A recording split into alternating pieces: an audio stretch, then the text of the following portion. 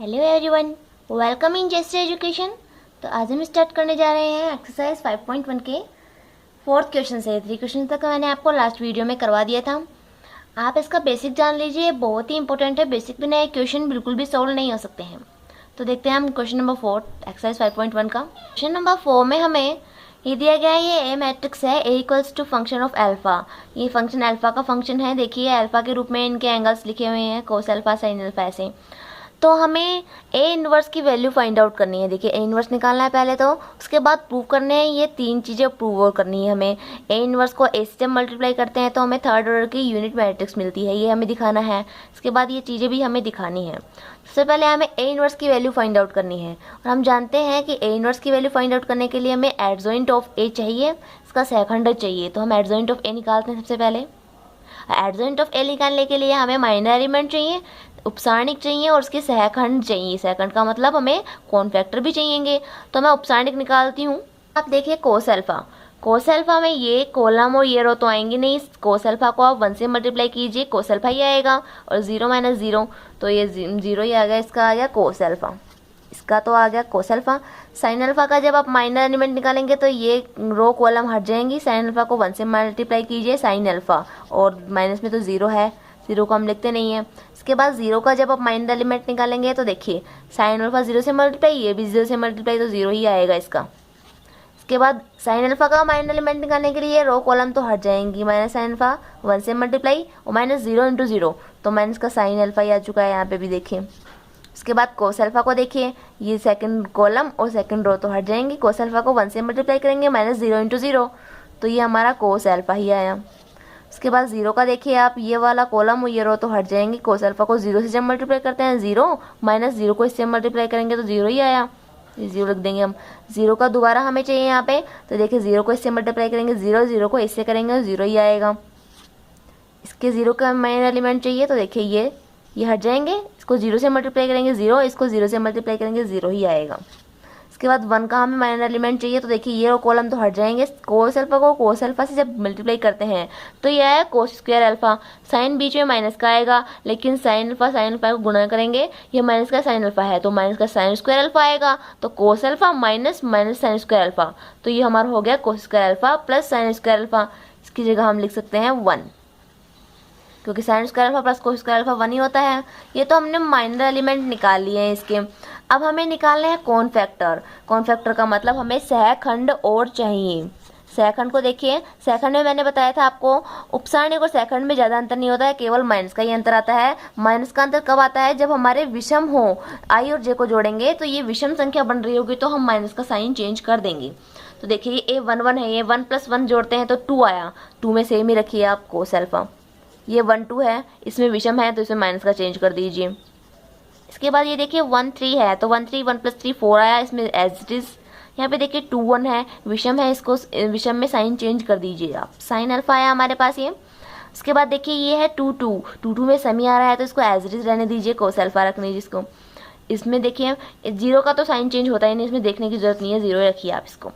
इसके बाद देखिए ये है 3 1 3 1 है, 3 1 3 प्लस 1 हुआ 4, 4 में सम आ रहा है हमारे तो ऐसे ही रहेगा, ये 0 भी ऐसे ही रहेगा। इसका 1 देखिए 3 3 3 3 को जोड़ेंगे तो 6 आया, 6 क्या है हमारे पास, सम है, तो ये एज इट इज ही रहेगा। ये हमारे पास आ गया इसका कौन फैक्टर, सहखंड आ गया।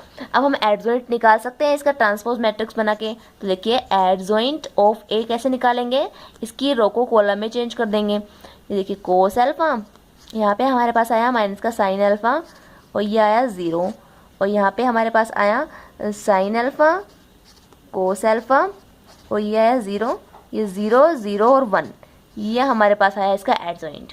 लेकिन हमें एडजॉइंट थोड़ी निकालना था, हमें तो ए इनवर्स निकालना था। तो ए इनवर्स का फॉर्मूला क्या था, इनवर्स हमें इसका व्युत्क्रमणीय आयु निकालनी है, तो ए इनवर्स का फॉर्मूले में आता है adjoint of A upon determinant of A आता है हमारे। तो हमें अभी डिटर्मिनेंट ए की वैल्यू और चाहिए, तो डिटर्मिनेंट ए की वैल्यू निकालने के लिए देखिए ए, और इसको हम लिख सकते हैं इस टाइप से, कोस अल्फा, यहाँ पे आया माइनस का साइन अल्फा है, यहाँ पे माइनस का साइन अल्फा 0, यह है साइन अल्फा, यह है कोस अल्फा, ये 0 0 0 1। अब देखिए इसका सॉल्यूशन आप या तो थर्ड कॉलम से या थर्ड रो से लीजिए, क्योंकि इनके दो एलिमेंट्स 0 हैं। तो मैं इसका सॉल्यूशन ले रही हूँ थर्ड रो से।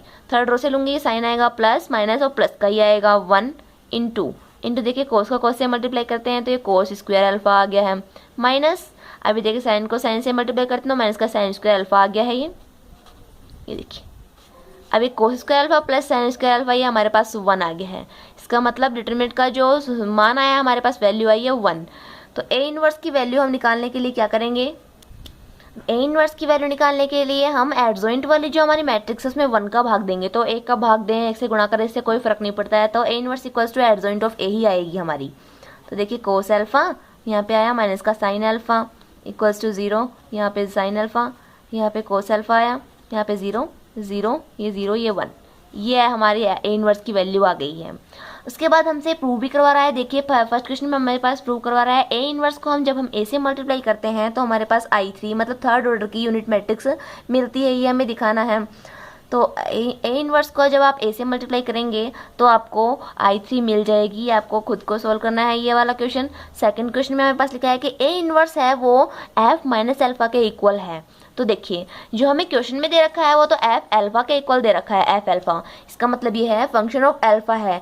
तो अगर हम अल्फा की जगह माइनस अल्फा लिखेंगे तो जहाँ जहाँ अल्फा है यहाँ पे इस मैट्रिक्स में तो वहाँ अल्फा की जगह हम माइनस अल्फा लिख देंगे। देखिए इसका मतलब ये है कि जहाँ जहाँ अल्फा था तो वहाँ जहाँ जहाँ अल्फा था वहाँ हमने माइनस अल्फा रख दिया है। तो एफ फंक्शन हो गया माइनस अल्फा का, तो अल्फा की जगह हमने माइनस अल्फा रख दिया देखिए मैट्रिक्स में। अब देखिए कोस पर तो माइनस के एंगल का कोई इफेक्ट नहीं पड़ता है, कोस माइनस अल्फा का आंसर कोस अल्फा ही आता है। यहाँ पे भी कोस है तो यहाँ पे भी कोई इफेक्ट नहीं पड़ेगा। लेकिन ये देखिए माइनस और साइन और इसका एंगल माइनस अल्फा है। साइन का एंगल अगर माइनस थीटा होता है तो हम उसको लिखते हैं माइनस साइन थीटा। इसका मतलब इसमें माइनस बाहर आएगा और एक माइनस पहले से ऑलरेडी यहाँ पे है ही, तो माइनस माइनस प्लस हो जाएंगे। तो इसका सोल्यूशन आएगा साइन अल्फा ही और इसका सोल्यूशन आएगा माइनस साइन अल्फा। और हमें दिखाना था कि जो एफ माइनस अल्फा है वो इक्वल है ए इनवर्स की। तो देखिए इसको जो सोल्व करेंगे तो कोस अल्फा प्लस का ही आएगा। इसको जब सोल्व करते हैं तो माइनस बाहर आया और एक माइनस बाहर पहले से है तो ये प्लस का साइन अल्फा आया है। और आप एडजॉइंट ऑफ ए को देखिए, ये भी हमारे ऐसे ही दे रखा है। देखिए कोस अल्फा प्लस का साइन अल्फा और 0 तो 0 ही है, ये देखिए। उसके बाद इस टर्म को जब सोल्व करेंगे तो ये माइनस का साइन अल्फा ही आएगा। ये एडजॉइंट ऑफ ए की वैल्यू दिखा रही हूँ मैं आपको, एडजॉइंट ऑफ ए है ये माइनस का साइन अल्फा आ गया हमारा। कोस माइनस अल्फा को सोल्व करेंगे तो कोस अल्फा ही आएगा। ये देखिए एडजॉइंट ऑफ ए में भी यही है, तो ये बिल्कुल सही है। आप इसको लिख के प्रूव कर दीजिए। एडजॉइंट ऑफ ए है वो इक्वल है F function of minus alpha के इक्वल है। उसके बाद थर्ड पॉइंट हमें प्रूव करना है कि ए को हम एडजॉइंट ऑफ ए से मल्टीप्लाई करेंगे तो हमें ये मिलना चाहिए। आई का मतलब यहाँ पे थर्ड ऑर्डर की ही यूनिट मैट्रिक्स है, ये आपको खुद को प्रूव करना है। ये दोनों आपको प्रूव करने हैं। सेकंड मैंने आपको प्रूव करवा दी है। उसके बाद देखिए नेक्स्ट क्वेश्चन नंबर 5 में हमें ए मैट्रिक्स दे रखी है। तो हमें प्रूव करना है कि ए इनवर्स जो इनवर्स वाली मैट्रिक्स हमारे पास आती है, व्युत्क्रमणीय मैट्रिक्स जिसे हम बोलते हैं, वो ट्रांसपोज मैट्रिक्स के इक्वल आनी चाहिए। ये हमें प्रूव करना है। तो देखिए ए मैट्रिक्स हमें दे रखी है 1/9 दे रखा है यहाँ पे, सॉरी 1/9, और ये पे मैट्रिक्स दे रखी है यहाँ पे। तो देखिए मैंने आपको बताया था कि मैट्रिक्स के बाहर कोई भी संख्या कोई भी कांस्टेंट गुणा में हो या भाग में हो तो मैट्रिक्स के सारे एलिमेंट्स से वो मल्टीप्लाई या डिवाइड हो जाती है। तो यहाँ पे 9 सबके भाग में है तो मैं 9 का भाग दे देती हूँ सारे एलिमेंट्स में।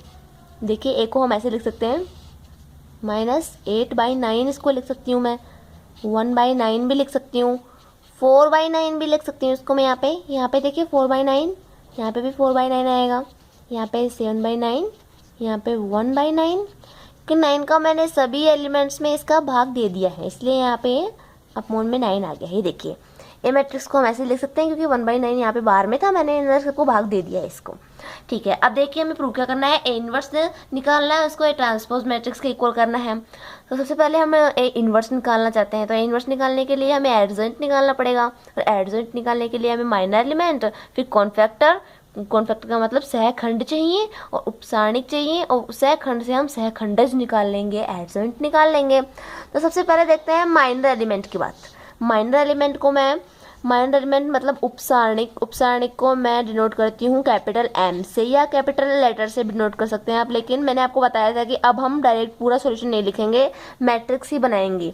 देखिए ए मैट्रिक्स हमारे पास ये है, तो हमें -8/9 का क्या चाहिए, माइनर एलिमेंट चाहिए, उपसारणिक चाहिए। तो देखिए ये वाली रो कॉलम तो हट जाएंगी। 4/9 को 4/9 से मल्टीप्लाई कीजिए, 16/81। 16/81 अपना आया। देखिए आप यहाँ पे लिख लीजिए कैलकुलेशन के लिए 16/81। यहाँ पे आपको माइनस करना है।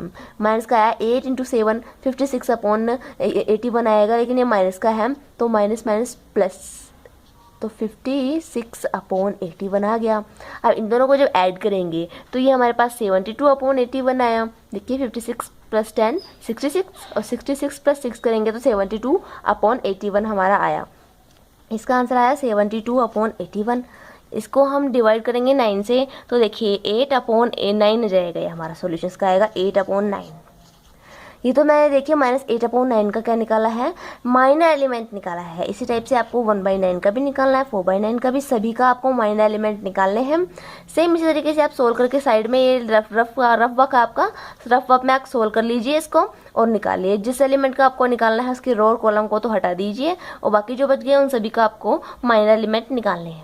देखिए ये माइनर एलिमेंट मैंने सारे आपके सामने लिख दिए हैं, आप इनको चेक कर लीजिए। हमारे पास इतना टाइम नहीं है कि मैं आपको सारी कैलकुलेशन यहाँ पे करके दिखाऊं, तो आप इसको रफ वर्क में कैलकुलेशन करके चेक कर लीजिए। इसका ये जो हमारे पास माइनर एलिमेंट आए हैं यही आएंगे, और उसके बाद हमें निकालना है इसके क्या, कौन फैक्टर निकालने हैं, हमें सहखंड निकालने हैं। सहखंड निकालने के लिए हम क्या करेंगे, इसके लिए सेकंड में तो हम ओनली साइन ही देखते हैं, अदरवाइज ये तो माइनर एलिमेंट जो है हमारे वो के वो आ जाते हैं, इनमें कोई माइनस का ही चेंज आता है। देखिए तो देखिए ये 1 का सॉल्यूशन है, तो -1 की पावर 1 + 1 को ऐड कीजिए, 2 आया, तो इसमें कोई भी साइन का इफेक्ट नहीं पड़ेगा। आप 8/9 को एज इट इज़ ही रख दीजिए। ये देखिए 1 2 का है, तो 1 + 2 कितना हुआ, 3, तो ये विषम आया, तो इसमें आप साइन चेंज कर दीजिए। इसके बाद यहाँ देखिए 1 3 है, ये 1 + 3 करेंगे तो 4 ये सम आया, इसमें आपको साइन चेंज करने की कोई भी जरूरत नहीं है। इसके बाद देखिए 2 + 1 3 आया, विषम है, इसमें आप साइन चेंज कर दीजिए, तो माइनस का 4/9 आ गया। ये यहाँ पे देखिए 2 2 + 2 करेंगे तो 4 आया, इसमें साइन चेंज करने की कोई भी जरूरत नहीं है आपको। ये देखिए ये हमारे पास आया 2 3 2 + 3 करेंगे तो आप 5 का मतलब आपको साइन चेंज करने की जरूरत है क्योंकि ये विषम आया है। इसके बाद देखिए ये आया 3 1 3 + 1 करेंगे तो 4 आया, इसमें साइन चेंज करने की कोई भी जरूरत नहीं है आपको। 3 + 2 करेंगे तो साइन चेंज कर दीजिए बिल्कुल, यहाँ पे 3 + 3 है, 6 में साइन चेंज करने की कोई भी जरूरत आपको नहीं है। ठीक है, ये तो हमारे आगे कौन फैक्टर या सहखंड आ गई, लेकिन हमें सहखंड नहीं निकालना, हमें एडजॉइंट ऑफ ए निकालना है या हमें सहखंडज निकालने हैं। तो एडजॉइंट ऑफ ए में हम क्या करते हैं, जो हमने सहखंड निकाले हैं उसकी हम ट्रांसपोज मैट्रिक्स बना देते हैं। ट्रांसपोज मैट्रिक्स का मतलब रो को कॉलम में लिख देते हैं, या तो ये रो को कॉलम में लिख दीजिए आप, या कॉलम को रो में लिख दीजिए। देखिए इस रो को मैं आप कॉलम में लिख रही हूँ, तो देखिए 8/9 और ये आया, मिल गया हमें एडजॉइंट ऑफ ए मिल गया हमारा। देखिए मैंने रो को कॉलम में लिख दिया, इसका ट्रांसपोज मैट्रिक्स हमने लिख दिया है। देखिए लेकिन हमें इनवर्स फाइंड करना है, तो ए इनवर्स का हमारे पास फॉर्मूला आता है, उसका फॉर्मूला ये आता है, तो हमें डिटरमिनेंट का सॉल्यूशन भी चाहिए हमें। तो डिटरमिनेंट का सॉल्यूशन देखिए, अब मैं डिटरमिनेंट को दर्शाऊंगी नहीं, मैं डायरेक्टली सॉल्यूशन लिख दूंगी इसका। हमारे पास मैट्रिक्स दे रखी है ये वाली, यहाँ पे देखिए आप, ये हमें मैट्रिक्स दे रखी है, तो मान लीजिए मैंने इसको डिटरमिनेंट्स में लिख दिया है। अब हमें इसका सॉल्यूशन चाहिए। सॉल्यूशन आप कोई भी रो या कॉलम के अकॉर्डिंग कर सकते हैं आप, तो मैं इसका सॉल्यूशन डायरेक्ट लिख रही हूँ। ये देखिए डिटरमिनेंट का सॉल्यूशन मैंने फर्स्ट रो के अकॉर्डिंग यहाँ पे लिख दिया है। ये देखिए ये कैलकुलेशन आप चेक कर लीजिए। देखिए माइनस का 8/9 तो यहाँ पे पहले से दिया हुआ था, और यहाँ पे ये साइन हम जानते हैं प्लस माइनस आता है यहाँ पे, तो ये माइनस का आपने यूज़ किया है, इसके बाद यहाँ पे प्लस आता है। आप देख लीजिए कैलकुलेशन यही आएगी। जब आप इसको सोल्व करेंगे तो हमारे पास लास्ट कैलकुलेशन में आएगा -1। इसका मतलब डिटरमिनेंट का जो वैल्यू आई है हमारे पास वो -1 आई है। अब हम ए इनवर्स की वैल्यू लिख सकते हैं। ए इनवर्स की वैल्यू में क्या करते हैं हम, -1 का हमें भाग देना है एडजॉइंट ऑफ ए में।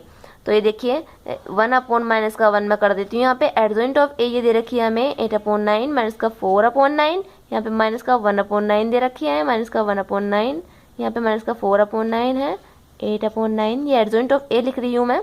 एडजॉइंट ए जो हमने निकाल ली है पहले, इसकी वैल्यू मैं लिख देती हूँ।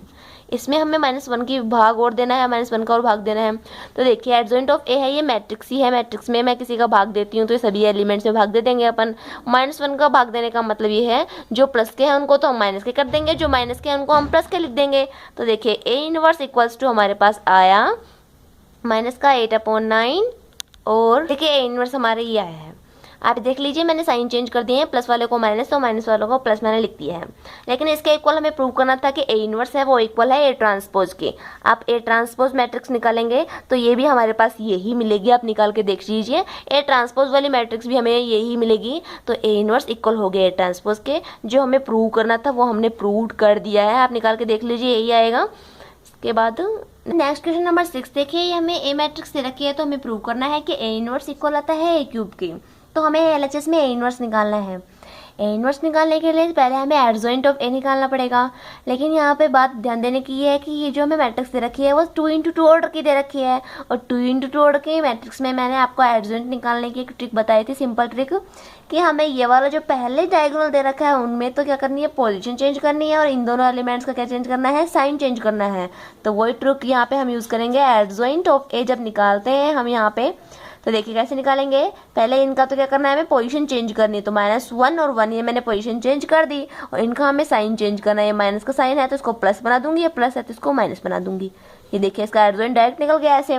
उसके बाद हमें ए का डिटरमिनेंट की वैल्यू भी चाहिए। डिटरमिनेंट की वैल्यू निकालने के लिए 1 को -1 से मल्टीप्लाई करते हैं तो हमारे पास आया -1, फिर साइन आएगा माइनस का, 2 को -2 से मल्टीप्लाई करते हैं तो -2 आया।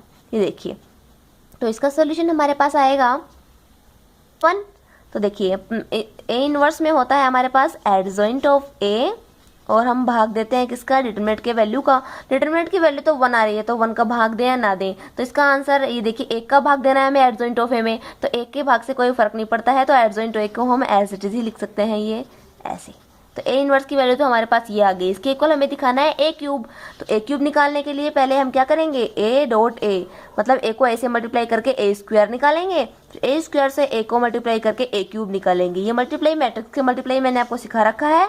ये इसके इक्वल आरएचएस आएगा हमारा, तो आरएचएस के इक्वल भी यही मैट्रिक्स आने चाहिए, तब तो हमारा ये क्वेश्चन जो मैं प्रूव करवा रहा है प्रूव हो जाएगा। ये आपका होमवर्क है इसके आगे। ए क्यूब आप निकाल लीजिएगा मल्टीप्लाई करके, पहले ए को ए से मल्टीप्लाई करेंगे तो ए स्क्वायर, फिर ए स्क्वायर को ए से मल्टीप्लाई कीजिए, ए क्यूब आ जाएगा। उसके बाद नेक्स्ट क्वेश्चन देखिए। नेक्स्ट क्वेश्चन बताने से पहले मैं आपको एक रिलेशन बता देती हूँ जो कि हमारे लिए बहुत ही इंपॉर्टेंट है। ये देखिए आपके कुछ एग्जांपल जब आप सॉल्व करेंगे इसमें तो आपको तभी पता चल जाएगा, तभी आपके पास प्रूव करवाता है वो रिलेशन कि सच में ऐसा होता है कि नहीं होता है। तो वो रिलेशन ये आता है कि जब हम ए को बी से मल्टीप्लाई करते हैं और इसका हम इन्वर्स लेते हैं, इन्वर्स लेते हैं, तो ये इसके, ये देखिए पहले मैंने ये इन्वर्स है यहाँ पे इन्वर्स, तो पहले मैंने ए को बी से मल्टीप्लाई किया, उसके बाद इन्वर्स लिया, तो ये इसके इक्वल होता है B inverse into A inverse. A B का इन्वर्स है वो B inverse into A inverse के इक्वल होता है। देखिए पहले तो इनका ऑर्डर ए बी था, बाद में बी ए आ गया है, ये इनमें डिफरेंस है। जैसे डी मोर्गन लॉ में हम करते थे उस टाइप से कुछ ऐसा है, ये आपको डायरेक्ट ध्यान में रखना है। और प्रूव भी आप इसको कर सकते हैं, जब आप एग्जाम्पल देखेंगे आपकी बुक में तो एग्जाम्पल्स में कुछ क्वेश्चन में ये प्रूव करवा रहा है कि प्रूव कीजिए कि ऐसा होता है। 2 मैट्रिक्स हमें ए और बी दे देंगे तो हमें ये प्रूव करना है, तो प्रूव करेंगे तभी भी आप देखेंगे कि ऐसा ही होता है। तो नेक्स्ट क्वेश्चन में कुछ यही रिलेशन काम में आ रहा है, तो मैंने आपको ये रिलेशन डायरेक्ट बता दिया है, आप इसको कहीं लिख लीजिए, नोट कर लीजिए, इंपॉर्टेंट रिलेशन है हमारा। देखिए क्वेश्चन नंबर 7 में हमें ए मैट्रिक्स दे रखी है और दूसरी मैट्रिक्स बी मैट्रिक्स हमें नहीं दे रखी, यहाँ पे डायरेक्ट हमें बी इनवर्स वाली मैट्रिक्स दे रखी है। तो हमें वैल्यू फाइंड आउट करनी है, ए बी को पहले मल्टीप्लाई करना है, उसके बाद उसकी इनवर्स मैट्रिक्स लेनी है, इसकी वैल्यू हमें फाइंड आउट करनी है। तो देखिए अगर हमें ए मैट्रिक्स दी होती, बी मैट्रिक्स दी होती, तो हम इनकी वैल्यू ए को बी से मल्टीप्लाई कर देते, उसकी इनवर्स मैट्रिक्स हम निकाल लेते। लेकिन हमें यहाँ पे बी मैट्रिक्स नहीं दे रखी है, बी इनवर्स दे रखी है, हमें बी मैट्रिक्स नहीं दे रखी है, हमें बी इनवर्स दे रखी है, तो हम ए बी इनवर्स की वैल्यू कैसे फाइंड आउट करें। तो देखिए अब ये वाला सोल्यूशन हमारे काम आएगा। ए बी इनवर्स की वैल्यू हमसे फाइंड आउट करवा रहा है, तो ए बी इनवर्स को हम लिख सकते हैं B inverse into A inverse. पहले बी इनवर्स आएगा फिर ए इनवर्स आएगा, तो बी इनवर्स की मैट्रिक्स तो हमें दे रखी है डायरेक्ट, और ए की हम ए इनवर्स मैट्रिक्स निकाल सकते हैं, एडजॉइंट निकाल के उसमें फॉर्मूला रख के हम निकाल सकते हैं ए इनवर्स की वैल्यू। तो बी इनवर्स की वैल्यू हमें दे रखी है, ए इनवर्स हम निकाल सकते हैं, पहले बी इनवर्स को लिखेंगे, बाद में ए इनवर्स को मल्टीप्लाई करके हम इसकी वैल्यू फाइंड आउट कर सकते हैं। ये आपका होमवर्क है। तो ये देखिए रिलेशन इस क्वेश्चन में काम आ रहा था, मैंने इसलिए आपको बताया है, ये इंपॉर्टेंट रिलेशन, आप इसको नोट कर लीजिए। ये नेक्स्ट क्वेश्चन नंबर 8 में हमें दे रखा है ए मैट्रिक्स ये है, तो हमें प्रूव करना है कि ए ट्रांसपोज मैट्रिक्स को, ट्रांसपोज मैट्रिक्स का मतलब परिवर्त आव्यूह जिसे हम बोलते हैं, ट्रांसपोज मैट्रिक्स को जब हम ए इनवर्स व्युत्क्रमणीय आव्यूह से मल्टीप्लाई करते हैं तो हमें ये मैट्रिक्स मिलने चाहिए। तो एलएचएस में हमें ट्रांसपोज मैट्रिक्स चाहिए, फिर इनवर्स मैट्रिक्स चाहिए, तो पहले हमें ट्रांसपोज निकालते हैं। ये देखिए ए ट्रांसपोज में हम क्या करेंगे, रो को कॉलम में चेंज कर देंगे। तो ये मैंने इसको चेंज किया है 1 tan अल्फा, ये आ गए रो के कॉलम में, और इस रो के कॉलम में मैंने ये लिख दी। ये देखिए ट्रांसपोज मैट्रिक्स बोल सकते हैं इसको। अब ए इनवर्स हमें फाइंड आउट करना है, तो ए इनवर्स के लिए हम जानते हैं पहले हमें क्या चाहिए, एडजॉइंट चाहिए। एडजॉइंट देखिए ये सेकंड ऑर्डर की मैट्रिक्स हमें दे रखी है, तो एडजॉइंट ऑफ ए हम डायरेक्टली निकाल सकते हैं। इसका कैसे निकाल सकते हैं एडजॉइंट ऑफ ए, इनका तो हमें पोजीशन चेंज करनी है, 1 और 1 है, तो पोजीशन चेंज करने के बाद भी ये 1 और 1 ही रहेंगे देखिए, और इनका हमें साइन चेंज करना है, तो यहाँ पे प्लस है तो यहाँ पे मैं माइनस लिख दूंगी, माइनस का tan अल्फा आ गया, और यहाँ पे माइनस था तो यहाँ पे प्लस हो जाएगा, ये प्लस का tan अल्फा। ये देखिए एडजॉइंट ऑफ ए मैंने निकाल लिया है। अब मैं डिटरमिनेंट की वैल्यू निकालती हूँ कि डिटरमिनेंट की वैल्यू क्या आती है। तो ये आप देखिए 1 को 1 से मल्टीप्लाई करते हैं तो हमारे पास आया 1, फिर बीच में साइन आता है माइनस का, और उसके बाद देखिए tan अल्फा को tan अल्फा से मल्टीप्लाई करेंगे तो tan स्क्वायर अल्फा, और माइनस हो रहा है यहाँ पे तो माइनस का tan स्क्वायर अल्फा आ गया है हमारे पास। तो इसको मैं बोल सकती हूँ 1 plus tan square alpha. 1 plus tan square alpha is equals to आता है sec square alpha. sec square alpha आता है, ये हमारी सरसों हमने 10th क्लास में पढ़ रखी है। उसके बाद ए इनवर्स की वैल्यू आप आसानी से निकाल सकते हैं। ए इनवर्स की वैल्यू क्या आती है, एडजॉइंट ऑफ ए में आपको डिटरमिनेंट का जो सॉल्यूशन है उसका भाग देना है आपको।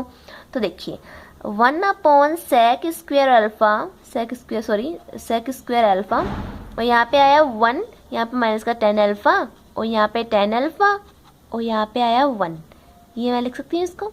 उसके बाद आपको sec स्क्वायर अल्फा का इन सभी में आपको भाग देना है, या तो मैं कह दूं कि sec स्क्वायर अल्फा का हमें इस मैट्रिक्स में भाग देना है सारे एलिमेंट्स में, या मैं इसको उल्टा लिख सकती हूँ कि 1 अपॉन sec का मतलब होता है cos।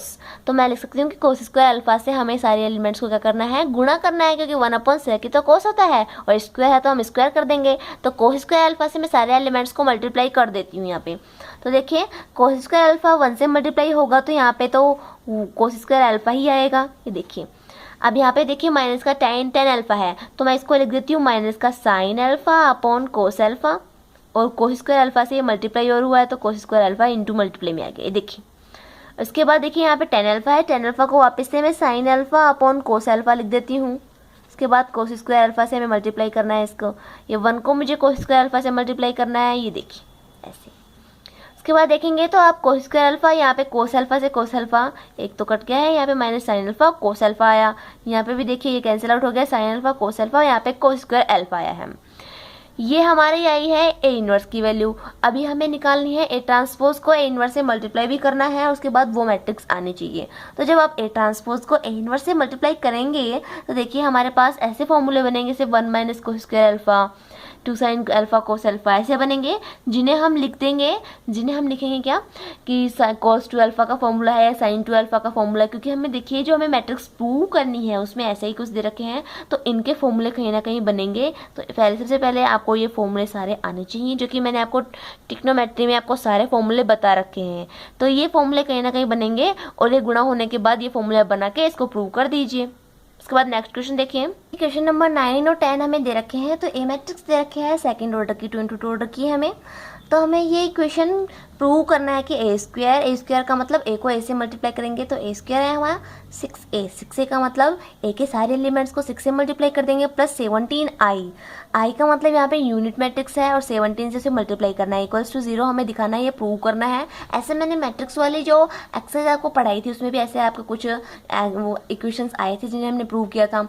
लेकिन यहाँ पे आप क्या कहेंगे कि आई यूनिट मैट्रिक्स है, हम कौन से ऑर्डर के लिए, सेकंड ऑर्डर थर्ड ऑर्डर कौन से ऑर्डर के लेंगे।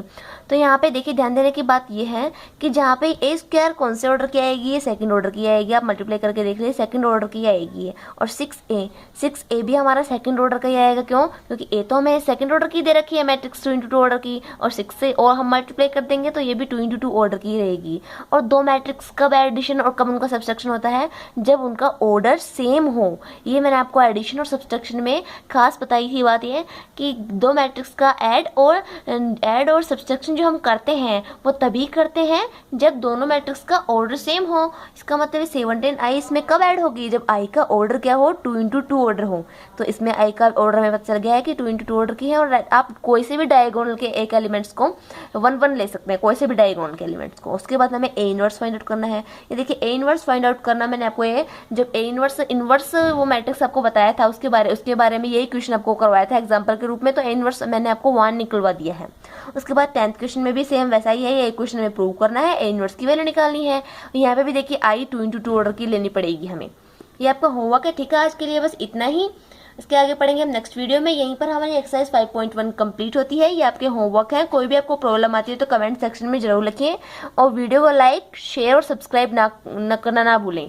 देखिए ये हम इतनी मेहनत कर रहे हैं तो ज़्यादा से ज़्यादा लोगों तक पहुँचनी चाहिए हमारी मेहनत, और ताकि ज़्यादा से ज़्यादा लोग इसका लाभ उठा सकें। ठीक है, थैंक यू।